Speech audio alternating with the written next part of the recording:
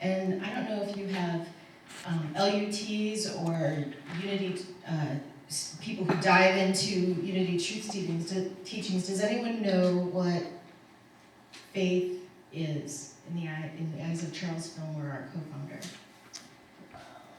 The belief in things hoped for but not seen. Close. That is straight out of the Bible, right? Okay. Charles said that faith is the perceiving power of the mind linked with the power to shape substance. What the heck does that mean, right? It's a very Charles thing to say. The perceiving power of the mind, and I might not have it exactly right because I needed to find my inner peace this morning when I left my bag, including my slideshow and my books of reference, at home, which is in Rockville, so it's not like I can just turn around and run back and get it. The perceiving power of mind, what does that mean? That means what I can perceive, what I can imagine, what my mind can wrap itself around. The perceiving power of my mind linked with the power to shape substance. What is substance? Physical thing, maybe? What else? Substance. With a capital S. That which stands beneath all that is. Substance. The perceiving power of my mind, what I can imagine, linked with the power to shape substance. So, to prepare myself, to prepare my house, not my physical house for a physical guest that's going to come spend Christmas with me, but to prepare my temple, my house, for the birth of Christ consciousness, I need to start with faith. The knowing, the understanding that I have the power to shape substance. I have the power to create the world, to create my world. So that was last week. Also my favorite week in Advent. This week is all about peace. And how do I use peace to prepare my temple, to prepare my house for the birth of Christ consciousness? So I started with the knowing that I have the power to shape substance. And I need to embody peace so I don't have my metaphysical blinders on. When I am at peace, I am open to more and more of the infinite ideas that are out there. The infinite divine ideas. Have you ever been scared or in a difficult time in your life when you felt like you had no choices? I have no options. There's no way out of this situation. Whenever you are in that position, remind yourself that that's your cue. That's your cue to go to faith, find peace. So your blinders come off and you're open and receptive to the infinite divine ideas that are always available to us. Have you ever been in a challenging situation where all of a sudden there's a way out? All of a sudden there's a solution. All of a sudden you come up with a maybe unorthodox way, creative way of dealing with it. That's because at some point in time you put your blinders down and tapped into divine idea. So as I prepare my house, as I prepare my temple, what am I preparing my temple for? What's the purpose of that? The Christ consciousness. The Christ consciousness, right. And of course, our Christ, we're constantly working it, right? We're constantly We come to our spiritual community, we study Mary Magdalene, we do other things, we might do yoga or some other movement to get ourselves centered.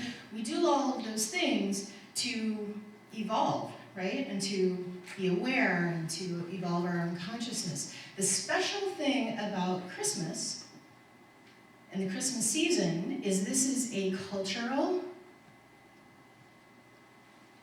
dedicated time with, all kinds of, we'll say, challenging history. But it's a time that is dedicated to the evolution of consciousness. Now, if you ask any, someone off the street, what's the special thing about Christmas, they're not going to say because it's a dedicated time for, evolving consciousness. But that is metaphysically what this time is all about. That doesn't mean that it's not a time for loving one another and giving back to the community and going out and buying those gifts and putting them on the table out here in the hallway. It's a both and. So as I work on preparing my house and preparing my mind, body, spirit for my own personal evolution, I'm also reaching out to my community, to the world, and I'm doing all those things. Most of us focus on the latter.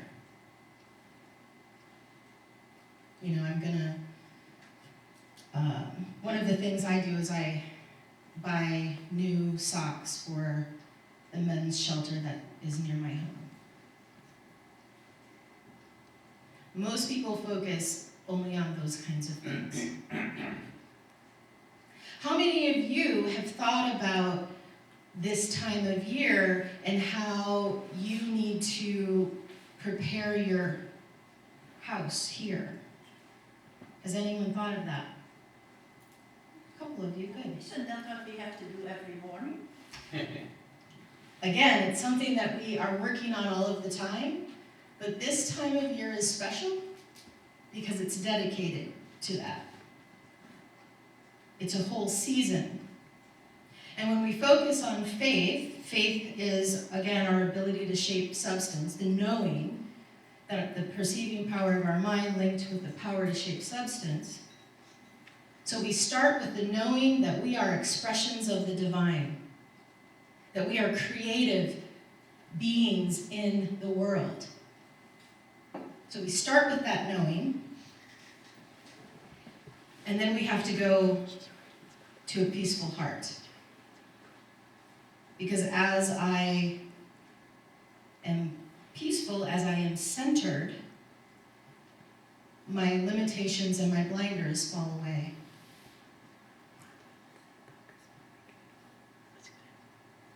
And then we have love and joy coming up in the weeks to come. If you want to talk about the metaphysics of that, see me after service. So today I want you to think about your own life and think about what areas of your life do you feel like I'm not a creator of that baloney. I'm not a creator, or I have no creative power over that.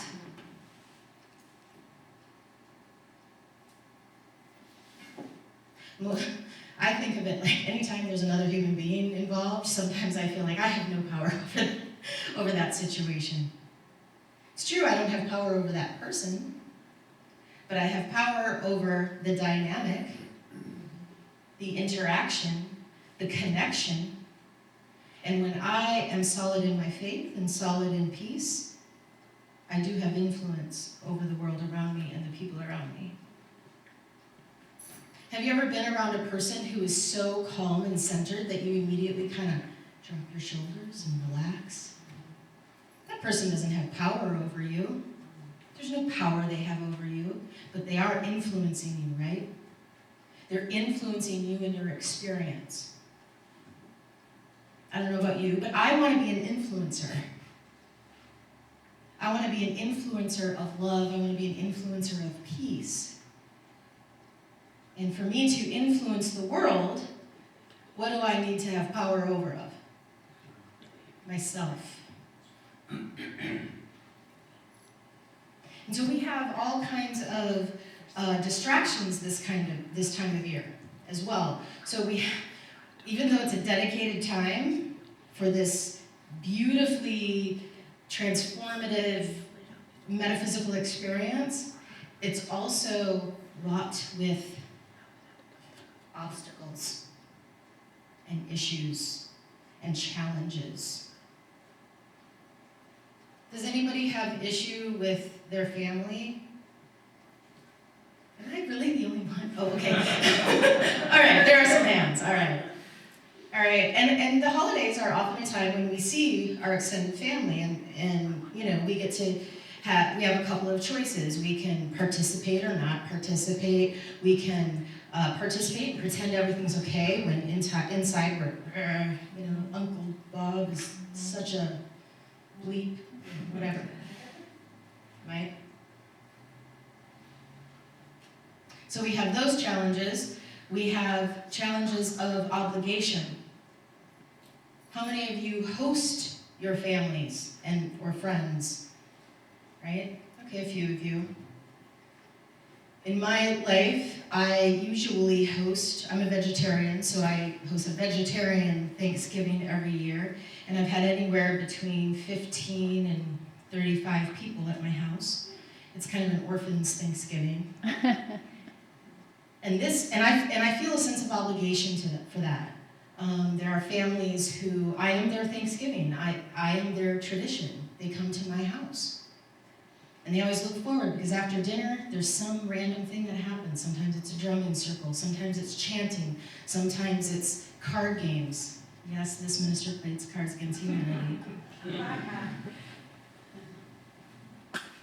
This year, I have a lot of things going on. So I got a promotion at work. I have a lot of challenges going on. My church ministry we're moving locations. So we had to first find a location and then decide how we're going to make this all happen in a short matter of just a handful of weeks. And I didn't have it in me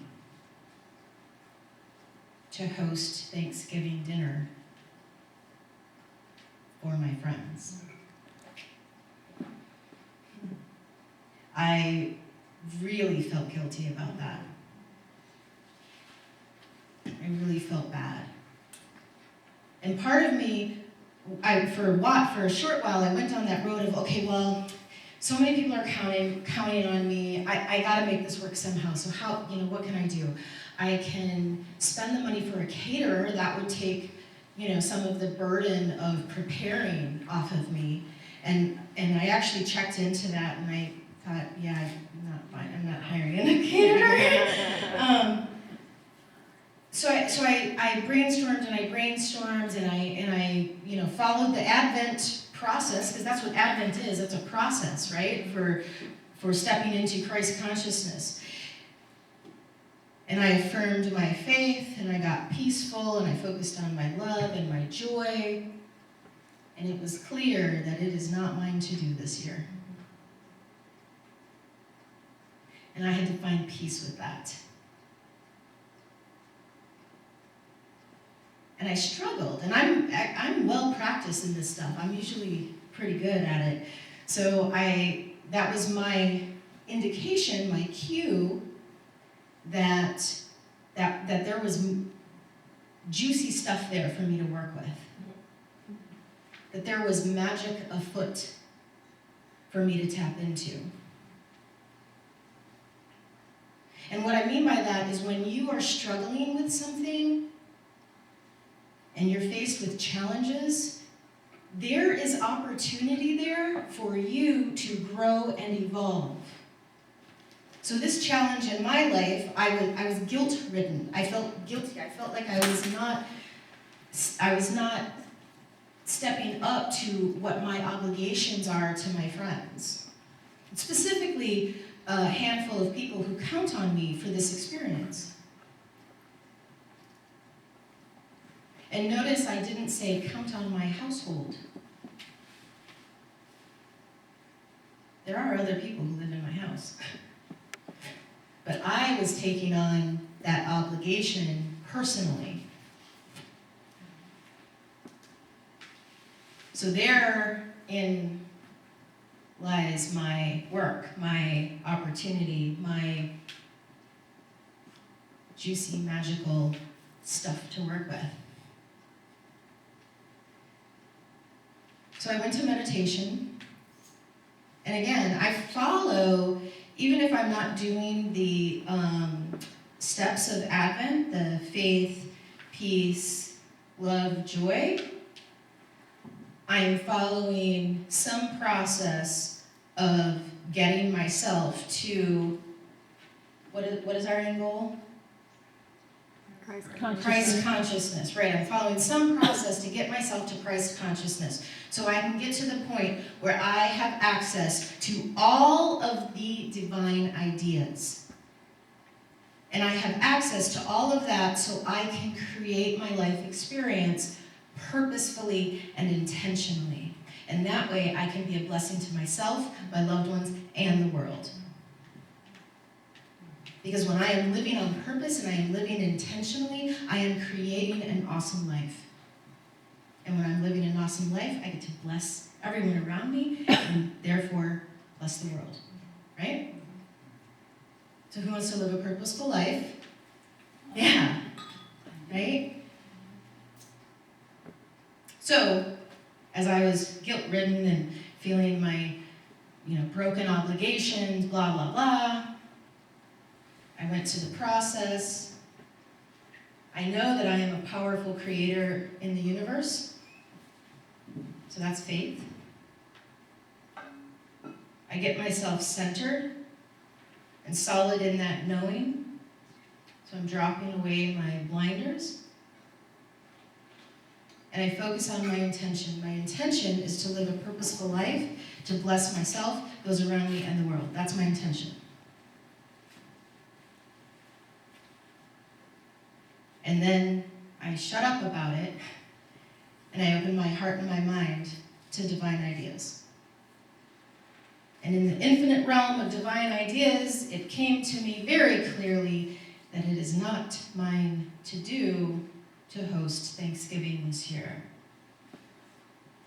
And then I get to step into, okay, why do I still feel guilty?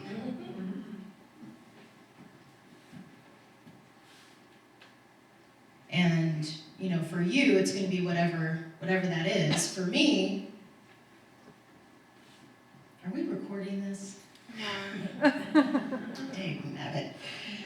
For me, it was, what came to me was I was finding my value and my worth by what I can provide for other people. And if I couldn't provide for other people, what do I then don't have? Value and worth. Of the self. Right? So it became clear to me that I was putting the value and worth of the core of who and what I am onto whether I could provide Thanksgiving dinner to a handful of people. That's ridiculous when you actually say that out loud, isn't it? Right? So then my job was to focus on the core of who and what I am, and the core of who and what I am is an expression of God.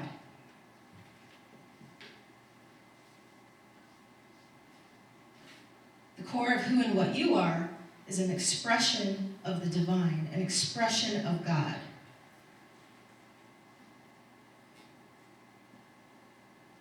And when we know that, and when we know what is ours to do and what is not ours to do, when we have faith in that knowing, there's no reason to feel guilty or obligated to do the thing that is not ours to do. Right?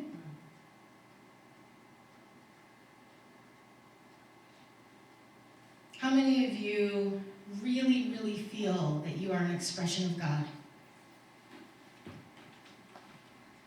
How many of you are like, yeah, that's great in theory, I don't really feel it. You know?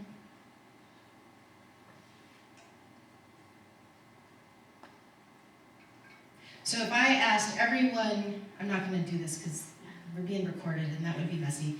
But if I asked everyone to stand up, and this wall represents, let's say, God is everywhere present, so much so that I am a solid expression of the divine, and I know that 100%.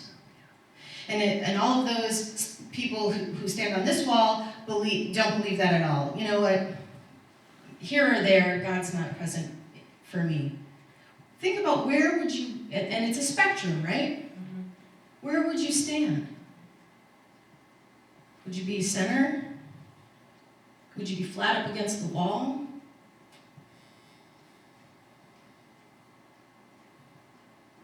Think about where you would stand on that spectrum. And then I ask the question, how often do you feel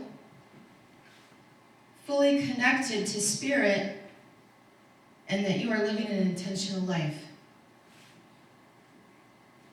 All the time, none of the time.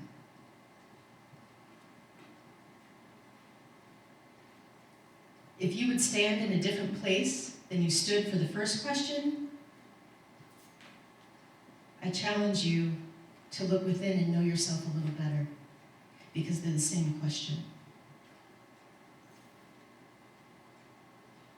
I can't say I stand firmly on this wall. I fully believe that I am an expression of the divine and I am a powerful creator in the universe.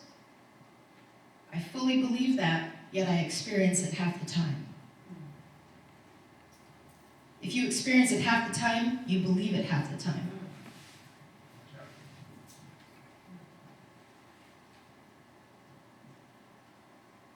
My goal as an individual is to move my position closer and closer to be flat against this wall. My goal is to live my life fully in the knowing that I am an expression of the divine, I am a powerful creator in the universe, and I rock.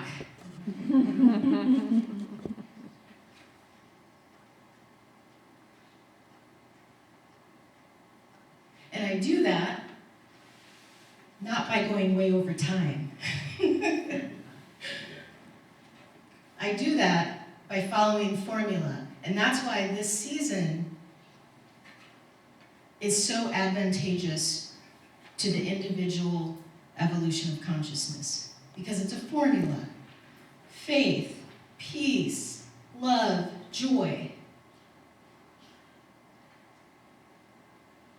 All right, before I go way over, we're going to take that into meditation. So I invite you to, if you're holding something in your hand, if you're holding something on your heart, something that's weighing heavily on you, just set it aside. You can pick it back up later.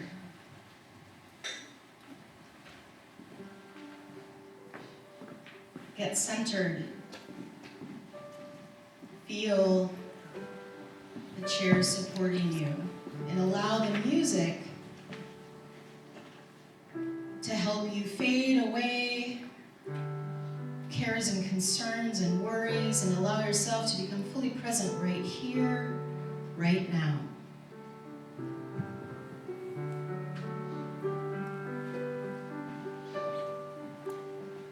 I open up my heart to you. I open up my heart to you.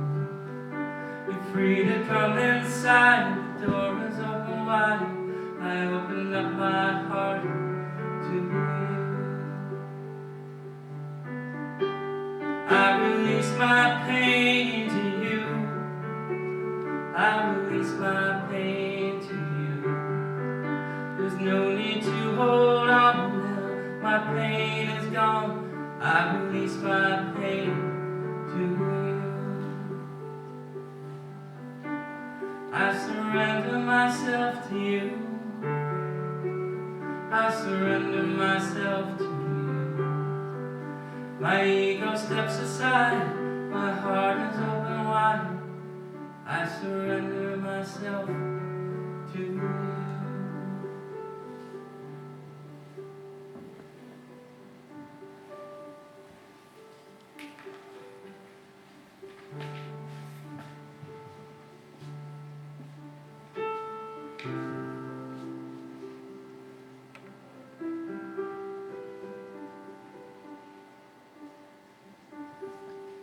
We focus on our heart space,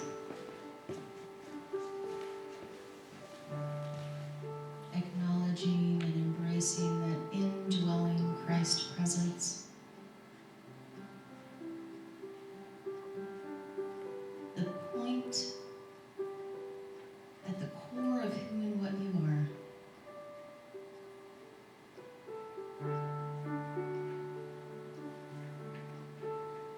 The point that is your expression of the divine.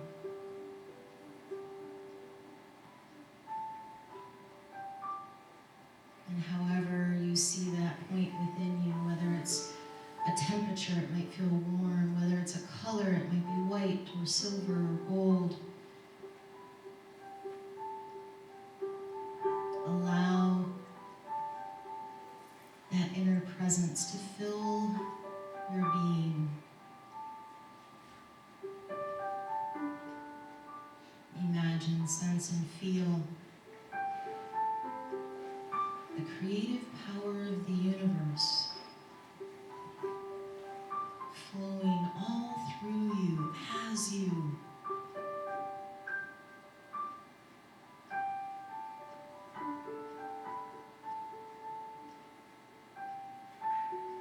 The point of you that has access to all that is.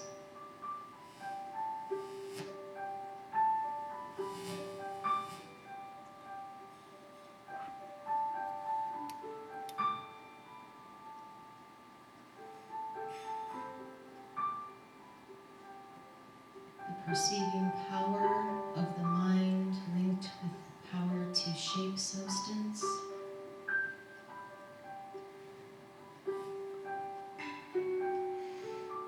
We are all creators in this universe. And even if we don't believe that all the time, we step into that knowing right here, right now.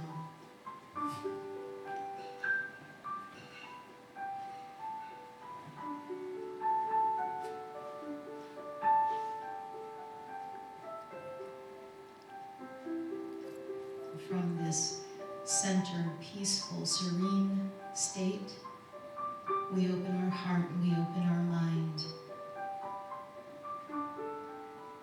In the realm of infinite possibility, in the realm of divine idea, we are open and receptive to what we need to know, to what we need to be, to live a purposeful and creative life, to bless ourselves, our loved ones, and the world.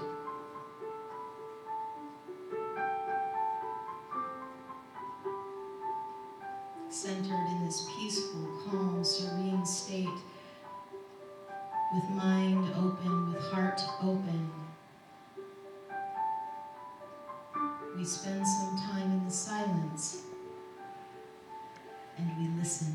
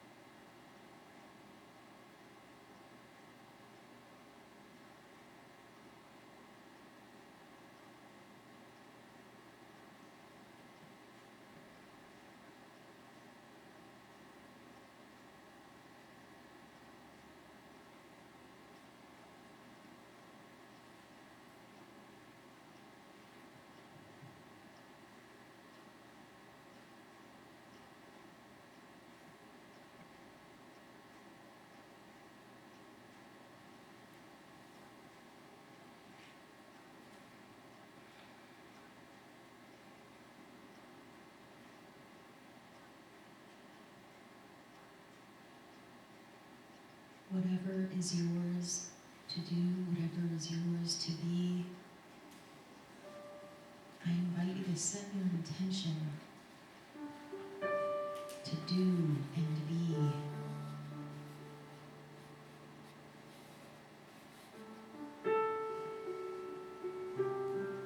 It's time for truth students to step into their own power, have the courage to bless themselves, the people they care about, the people they don't know, and the world.